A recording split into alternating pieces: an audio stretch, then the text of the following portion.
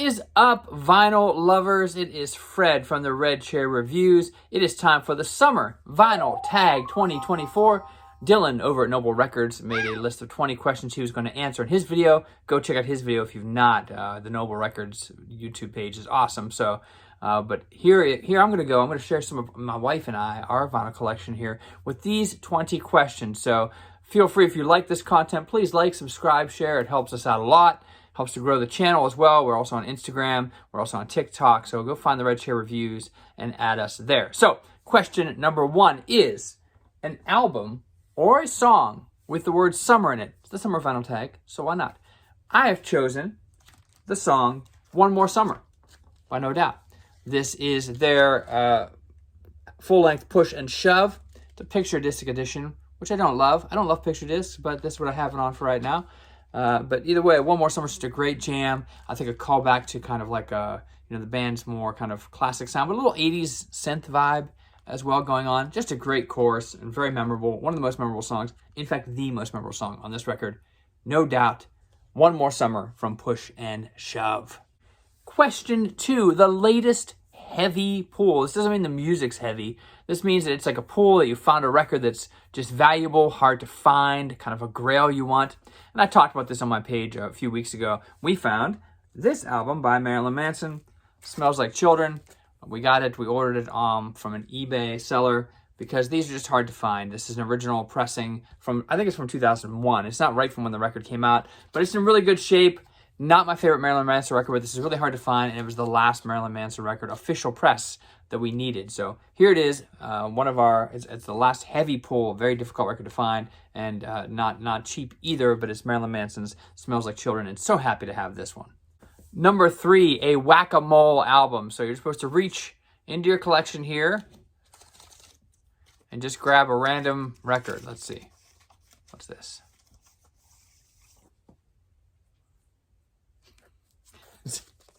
So funny I picked this one. So this is Matthew Sweet's Tomorrow Forever. This is one of his more recent albums. I don't love the songs on this record. I mean, it's an okay record, but it's not up to the... Matthew Sweet is such a great songwriter. I have a very high expectation, and I feel like this has some filler on it for me. But the reason I'm so happy about pulling this is because my wife hates this cover. He's got two kind of... yeah, here they are. Kind of like elfy themed... Kind of like a little elfish. And boy, she just hates this cover so much. So I'm so glad that I randomly pulled that. But definitely, if you've never heard Matthew Sweet, don't start with Tomorrow Forever. Start with 100% Fun or Girlfriend, and then move on. He's got a lot of great stuff. That's just not one of my favorite records of his, but that was my whack-a-mole album. Number 4 is an album with an animal on the cover. And I just grabbed the first one I found laying around. And it's this Isis and Aerogram split right here. This is from 2006. Just 3 songs split. I don't have a lot of Isis. I don't know much about Aerogram, but I don't have a lot of Isis records, and I want to fix that because I like Isis a lot. So the band, not the... But either way, I'm a big fan of this band. So I need to get more stuff. I don't have very much from them. I have a lot of their CDs, but vinyl, not so much. Number 5, an album with a great story. I feel like I've told this story before, but I'm not sure. I picked Willie Nelson and Family, the Honeysuckle Rose soundtrack. So when I was a child... my parents were having a little bit of an issue. My parents did end up getting divorced, but either way, when I was younger, they were having an argument, and my dad was leaving, and they were like not getting along. And so my dad was leaving. He's like, "What do you want me to leave with you?" Kind of sad, for to have, and then I'll see you a lot, blah, blah. And I said, I want your copy of Honeysuckle Rose by Willie Nelson, because I've been listening to this record a lot. I was probably like 5 or 6, and I've been listening to this record quite a bit. Yeah, this came out in 1980. So I was probably like 5 or 6 when I was really digging into this, probably around 1983, 84. So I told my dad, when you leave, please leave Honeysuckle Rose. So I went to sleep, bummed out that my dad was going to be leaving. But then I woke up in the morning, and my dad was still there. He was having coffee, and they were talking, and they'd reconciled. So I was very excited about this.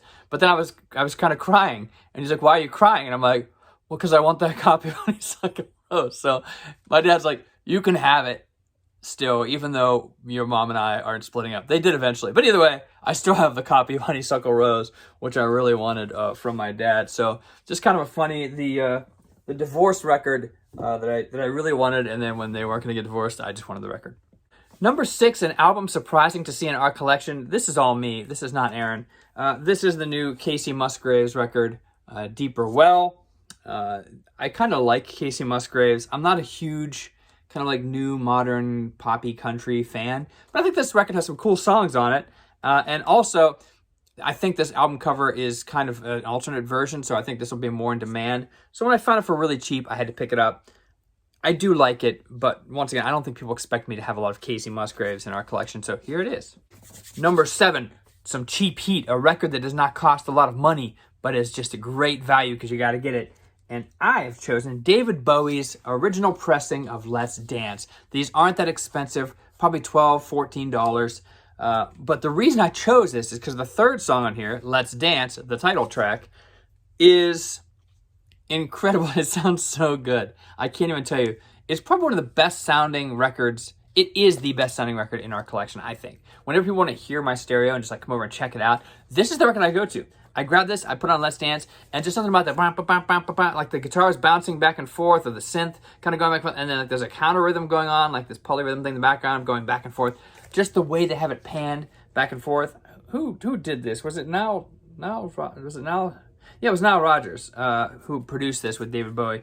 And man, the sound is so incredible in this record. It has been, 40 some years now, and this record still sounds really, really good. So it's the best sounding record in our collection, and it's still super cheap. So if you don't have an original copy of David Bowie's Let's Dance, alleviate that. Fix it now, because it's great.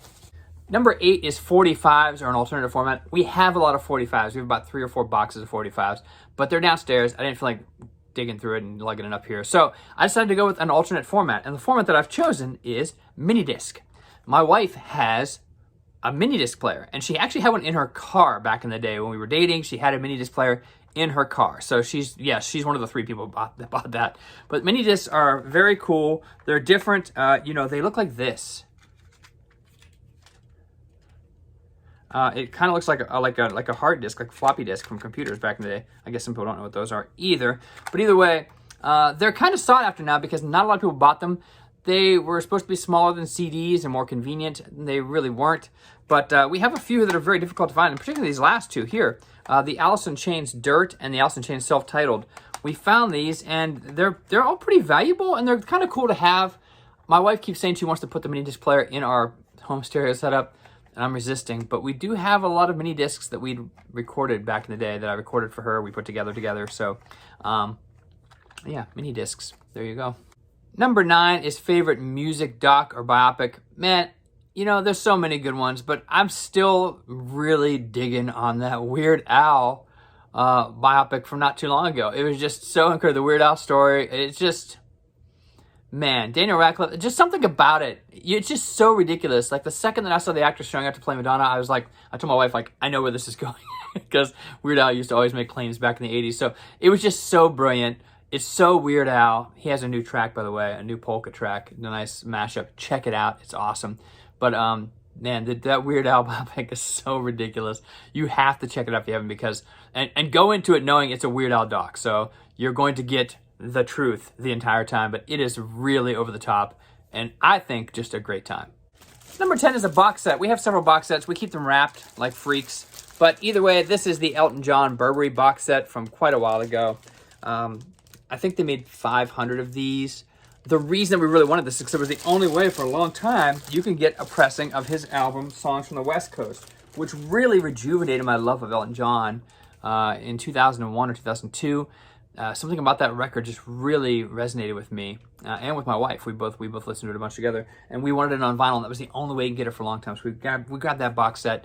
We have a lot of box sets, but that was just one that I think is kind of, you don't see it a lot. It's kind of unique, and I love Elton. He's my favorite living musician, so we picked that one, the Burberry box set by Elton John. Number 11 is our most trashed record. We keep all our stuff in sleeves. Some of our older stuff downstairs we don't, but my family, my aunts, my uncles, my grandparents gave me some records, which kind of kickstarted my collection. This one here is an original pressing of the Beatles, Meet the Beatles, which is actually, to find an original pressing is cool. And it's actually both, there's two different, actually there's also Introducing the Beatles. So there's 2 records together here. I don't have original sleeves. They're just kind of sitting, and they're not in great shape. But I just feel like when you have early Beatles and original pressings, you can't just throw them away even though there's no sleeve or anything. So I kept them, but they're pretty beat, as you can see. Just kind of cool to have, though. Number 12 is a local album, an album by a local band. And I have chosen a band called the Vindies. They're right here in Youngstown, Ohio, very near to us. And this is just a really great group. They're on tour right now, opening for Pat Benatar and Neil Girardo. It's really good. They have some really cool jams. They just had a music video that came out recently called Elton Glass's Baby. Check that out. But I'm friends with a lot of these guys. I've played in bands with these guys. And it's just good to see them. They're putting in a lot of hard work. And just to see them on the road and having such a great time. Check them out. Powerhouse vocalist Jackie Popovic, but the band itself just filled with great players. And you have to catch the Vindies because they're blowing up, people. And I think they're a great band. So check out the Vindies when you can. An album from a faraway land. I've got a lot of like weird, like black metal, death metal mixed into my collection from all over, from all sorts of countries you probably can't pronounce, neither can I. But I've chosen this record by him. This is directly from Finland. This is an original pressing of their album Love Metal. This is one of those records that my wife and I are surprised at how invaluable it is. It's still worth, a decent amount of money for a record, but you would think being an original pressing from like their land of origin, it'd be worth quite a bit. And it's worth something, but it's not. It's not in great shape either. But I'm just kind of glad to have it because it's from where they're from, and it's an OG pressing. So I decided to pick Finland and hymns Love Metal. When you're talking number 14, you're talking soundtracks. And when you're talking soundtracks, there's a few that spring to mind. I thought singles is a possibility. I have a Back to the Future soundtrack, which is really cool. I could go with like a classic one, something like Forrest Gump or something. But I think The Crow is where I want to go. It's really a great collection of just that kind of mid-90s angsty rock. The Cure, Stone Temple Pilots, Nine Inch Nails, Helmet, Pantera, Jesus and Mary Chain. Just so many great tracks on here. For example, I don't like the Violent Femmes, but Color Me Once is on this, and that's just their best song that I've ever heard. So I really enjoyed that. This was a place where Stone Temple Pilots debuted Big Empty before Purple came out. So this is a really great soundtrack. If you've never heard the Crow soundtrack, check the movie out too. But if you're just looking for a great soundtrack, you'd be hard-pressed to find one better than The Crow, the first Crow. Number 15 is your highest recommendation. This could be your highest recommendation now, highest recommendation of all time. I'm just going to pick a band that I recommend all the time, and it's a band called 40 Watt Sun. Patrick Walker was in a band called Warning.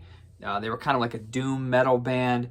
They put out an album with 40 Watt Sun that was really dark and heavy, and then the last two records they put out have been much more mellow and acoustic. This one here was their second record as 40 Watt Sun, Wider Than the Sky. They also have an album called Perfect Light. I just pre-ordered their new one, which is taking pre-orders on. He seems to be doing one record a year, and I hope he continues that trend because I just think it's so moody. It's something about a rainy day. If I'm on the way to work or something, I put this on, and it just settles. It puts my mind in a place where I feel ready to tackle the day. I feel like just like enjoying being alive, enjoying the rainy weather around me, and just kind of like sitting in it a little bit, sitting in my emotion. And this is a great record for that. Wider Than the Sky, Perfect Light, anything by 40 Watt Sun, even their first record, which is really heavy, there's still some great stuff on there. Carry Me Home is an incredible track, 10 minutes long, something like that, but it's awesome. But yeah, if you want moody, really brilliant acoustic music that has lyrics that are just blow me away, incredible, 40 Watt Sun is it, Wider Than the Sky. Number 16 isn't something I can hold because this is highest on my want list. And right now we have a few that are high on the want list. We're really upset about the fact that we missed out on the Alice in Chains Jar of Flies fly-filled vinyl because we were on the page when the drop happened. We bought everything on the page, and then like an hour and a half later, that showed up on the page, and then 150 of them were gone, and they went to scalpers, and they're all on eBay for like $1,600 now. And I don't want to pay $1,600 for a fly-filled vinyl. But man, that's the only thing by Alice in Chains we kind of missed out on, and I would like to get it. I just wish they'd had it when it originally posted, when it originally dropped, because I think all the true fans were waiting for that drop, and then by an hour or two in, all the scalpers had gone on there and bought all the copies of Jar of Flies, including that one. So that's really the one we want. We also want Tool, Enema, and we also want Beck's Midnight Vultures. Those are our top three holy grails now. I don't know if we're ever going to get the Jar of Flies fly-filled vinyl unless the prices come back down to earth. If they come down, you know, several $100s, we'll grab one. We're probably never going to play it. It's probably not going to sound as good as the other pressings, but we just want it because it's Alice in Chains, and we're bummed out that we missed it and it wasn't on the site when we were there. So, bummer. Number 17 is a channel shout out. I watch a lot of stuff in the vinyl community. Usually I watch 1 or 2 videos. I don't subscribe to a lot of people, and I should. I would like to. So once again, if you are in the vinyl community, subscribe to me. I will subscribe to you. I want to see your content, and I hope you want to see mine. I think the vinyl community is a great place to meet people. I'm going to go with the Vinyl Den. We watch Nick's videos quite a bit. He does a video almost every single day. He talks about, you know, what's coming out, what he likes, what he doesn't like. My wife and I don't always agree with all of his viewpoints, but we still appreciate the effort he puts into putting out a video all the time and staying consistent. So go check out the Vinyl Den. If you've not, I'm going to give them a shout out in this video, and I will also link down below. Go check out the Vinyl Den and see some of their videos there. Number 18 is a silver lining in the vinyl community. You know, some of the vinyl community can be a little negative. As Dylan had mentioned in his video, sometimes negativity takes over. So, you know, trend, the cost of vinyl, blah, blah, blah. Everyone wants to complain about things. So what is good in the vinyl community? I'm going to tell you what's good. I really like these expanded box sets of things where you get like 1 or 2 albums of bonus material from that era, live, demos, things like that. If it's an album you love, you really get a look into the record that you never got before. And I just think that's great, because if you're a true fan, you really want to check out, you know, where the album was built from, where it came from, where your favorite tracks came from. That Beatles doc on Disney, my favorite thing is like sitting them and watching them like lay out their classics, like hearing them for the first time as he's playing on bass, like just messing around with it, kind of coming together with some ideas. When Paul McCartney's playing around, like to see that built right in front of you, and it's a song that everyone knows now, is really cool. So I think these demos and these live versions of these expanded box sets are just great for the community and for music fans, and keep putting them out and we'll keep buying them. Number 19, Steal of a Deal. I've told this story a few times, but this is a record that you found that's worth a lot more than you paid for it because you just randomly found it. And for us, we found the Misfits original pressing of Earth AD, the magenta cover. This album, we probably paid $30 for it because it was just laying in a used pile at one of the exchanges in Pennsylvania. My wife's like, that looks like an original pressing. I was like, there's no way that's an original pressing, and that would be magenta. And the more I looked into it, and the more I looked into the numbers, and the more I looked at the runouts, this is it. So this record is probably worth well over 10 times what we paid for it, and it's just really cool to have such a great find in punk rock history from a much beloved band that, you know, we would have never paid that much to own this, but because we found it, it's in our collection, and it's not going anywhere because we like to keep. We aren't sellers. So I'm so excited to have this record. As I said, it doesn't matter what it's worth, because for us, it's worth $0. All of our records are worth $0 because we don't sell them. So it's just cool to have, man. So Earth AD by the Misfits, magenta cover, original pressing. Last but not least, we have a promo copy of an album. And I'm going to go to, once again, as I mentioned, Alice in Chains, probably our favorite band, the two of us together. We both love them equally. So we got this promo copy here from when they released the Jar of Flies SAP double LP. This is a promotional label for Columbia Records here. Demonstration, not for sale. Dylan also has this record. But we found this a few years ago, and we were just really happy to have it. It's in pretty good shape. It's fairly clean, and it sounds pretty good. And it's just neat to have a promo copy from an album. Jar of Flies is, in my opinion, the greatest EP ever released in rock and roll, and it's definitely a top-notch record. So happy to have that. And that is it for the Vinyl Tag Summer 2024. We hope you enjoyed. Don't forget, if you want to do a vinyl tag, tag me in it. Use the hashtag vinyl tag or summer vinyl tag and answer these 20 questions, or make up your own. Change it up. I'd love to see what you guys have in your collection and answering these 20 questions. I hope you enjoyed this. Please like, subscribe, follow, share, and stay in touch. Comment below. What do you think about these? Do you know any of these records? Do you agree with any of them? Do you have any of these? Are there some things on your want list you want? Tell me below. And once again, I really appreciate you watching. I hope you have a wonderful, wonderful, incredible, amazing, legendary day.